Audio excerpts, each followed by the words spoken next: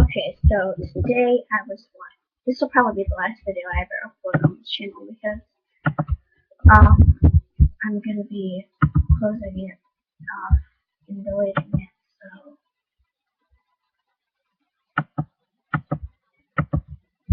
yeah. Um I've known about this To This Day project for a while now. Most of you probably don't know what it is, but I'm going to go through it and like make take it line by line and comprehend what it means to me and all that kind of stuff.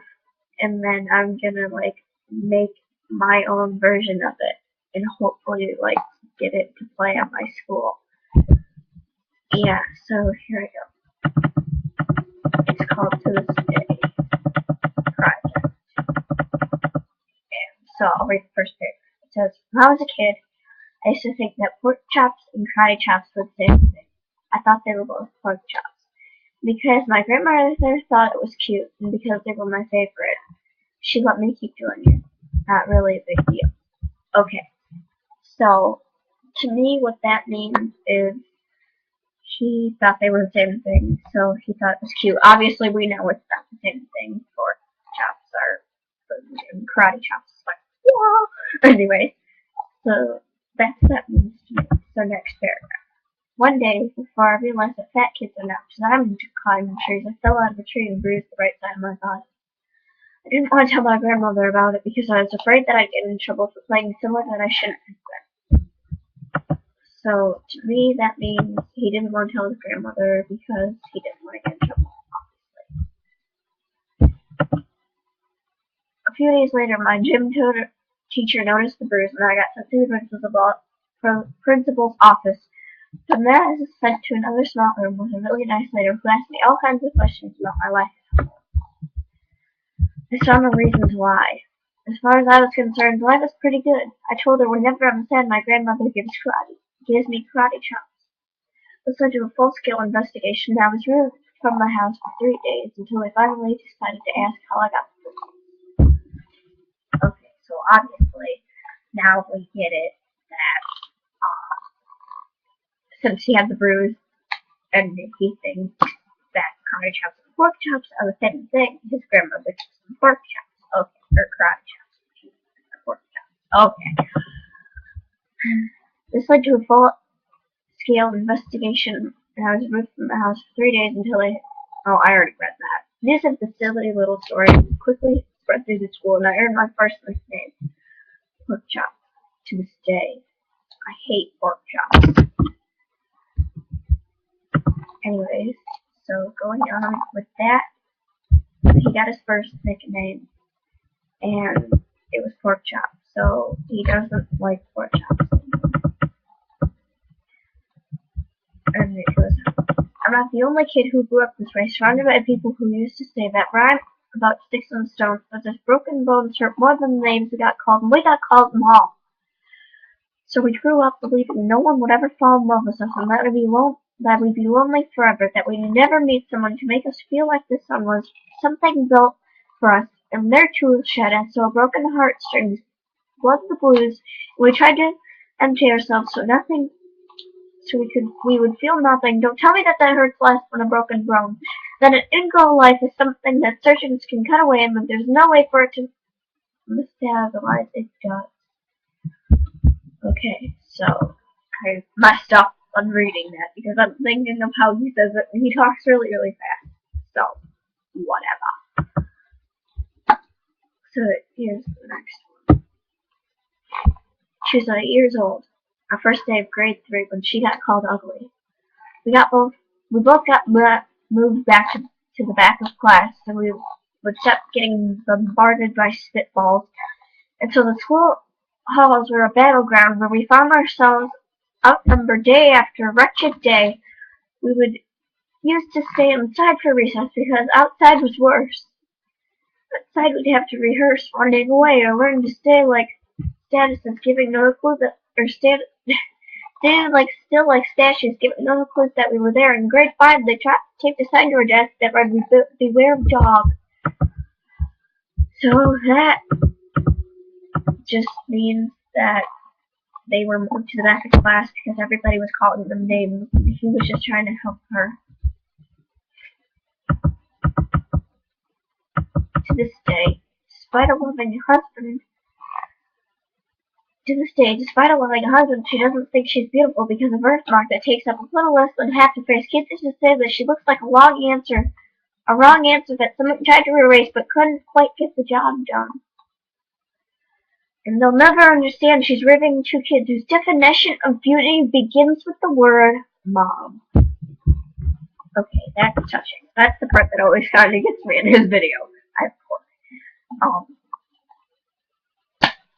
Oh yeah, and I'll show you my Easter egg. Yeah, I'm getting sidetracked here. Okay. Oh, okay. Because they see her heart before they see her skin, that she's always only ever been amazing. He was a broken bridge, grafted into a different family, adopted not because his parents opted for a different destiny. He was a 3 when he became a mixture, one part left alone, 2 parts tragedy. Started therapy in 8th grade, had a personality made up of tests and pills, lived like the uphills were mountains and the downhills were cliffs, 4/5 suicide, a tidal wave of antidepressants, and an adolescent of being called pauper, 1 part because of the pills and 99% parts of cruelty.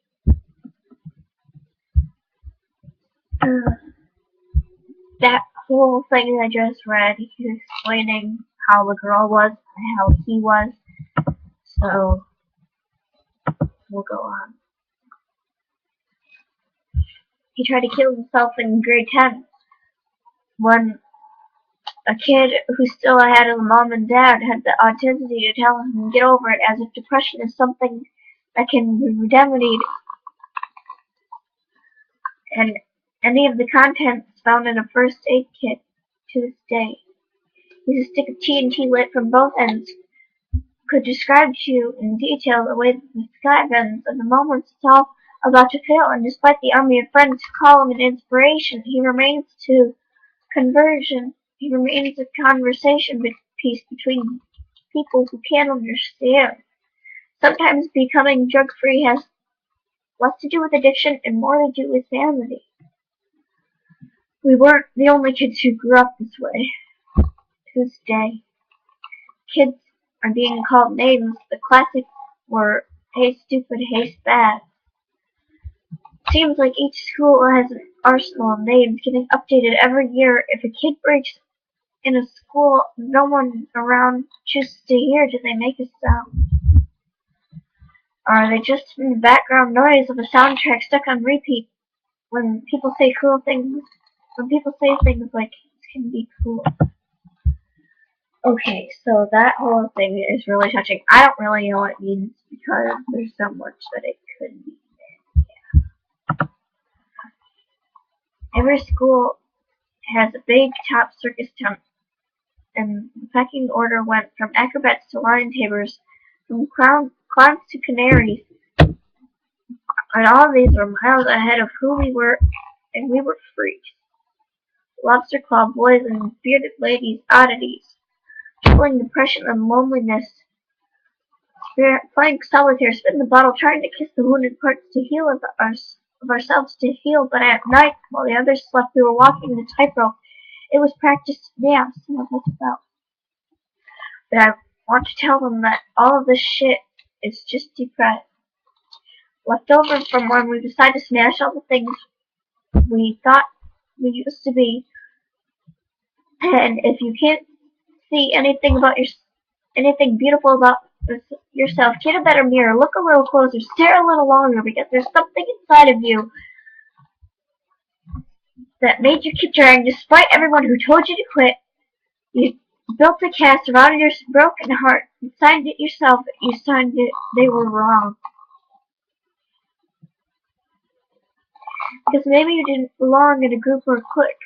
Maybe they decided to pick you last for basketball or everything. Maybe you just Maybe you used to bring bruises and broken teeth and show for show and tell, but you never told because how can you hold your ground if everyone around you wants to bury you beneath it? You have to believe that they were wrong. They have to be wrong.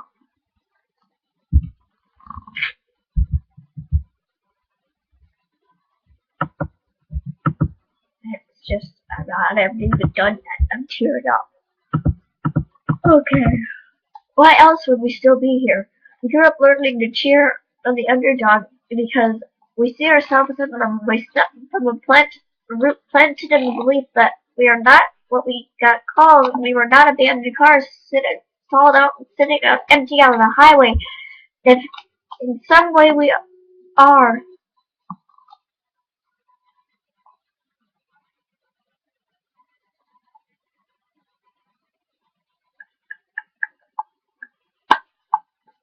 I'm sorry, I'm having an emotional moment.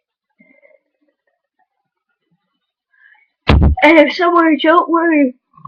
We got out to walk to kick ass. We are graduating members of the class. Fuck off, we made it. Not the faded echoes of voices crying out. Names will never hurt me. Of course they did. But our lives will only ever always continue to be a balancing act that has less to do with pain and more to do with beauty. That's the whole thing.